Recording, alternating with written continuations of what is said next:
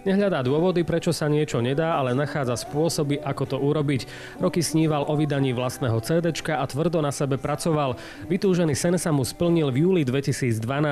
Reč je o Lacovi Jakubčiakovi, Zemplínčanovi, ktorého tvorba oslovila vydavateľstvo Slovenský spisovateľ. Tomu okrem CDčka vydalo aj knihu s jeho 27 pôvodnými básňami. 27 preto, že je venovaná klubu 27, čiže všetkým veľkým talentovaným mladým umelcom, ktorí umreli predčasne. Amy Winehouse, Jim Morrison, Kurt Cobain. Ako sami počujete, Kurta Cobaina dokáže Laco aj verne interpretovať, ale o tom až o chvíľu. Vráťme sa k jeho knihe. Básne v nej sú vlastne texty Lacových piesní. Aniel noci splieta sieť, tvoje slzy volajú ma späť. Naposledy túžiš krídla rozprestieť.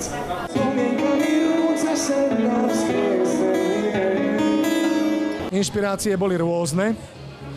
Boli to aj ľudia zaujímaví, ktorých som stretol, ktorí ma ovplyvnili muzikánsky.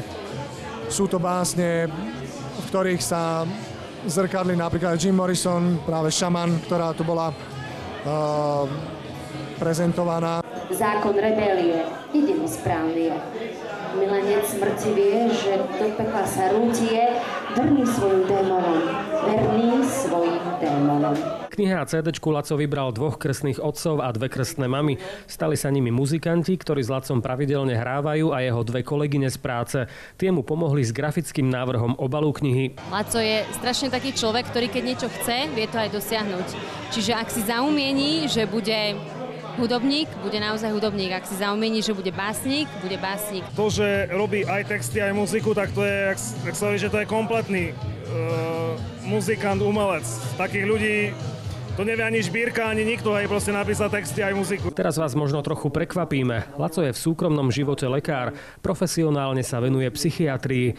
Aj vám sa natíska otázka, kto vlastne si Laco Jakubčiak. Pán riaditeľ Slovenského spisovateľa to pekne citovali na zadnej strane knihy, že Laco Jakubčiak, milovník hudby, poézie, filozofie a cestovania, ukončil lekárskú fakultu v Košiciach a v súčasnosti sa profesionálne venuje tajomstvám a terapii ľudskej duše. Tu svoju ľuďom trochu poodhalí vždy, keď je na pódiu so svojou kapelou, a neraz sa vcíti aj do duší iných umelcov. Najviac plýva s už spomínaným Kurtom Cobainom, ktorého stvárňuje v projekte Nirvana Revival Band.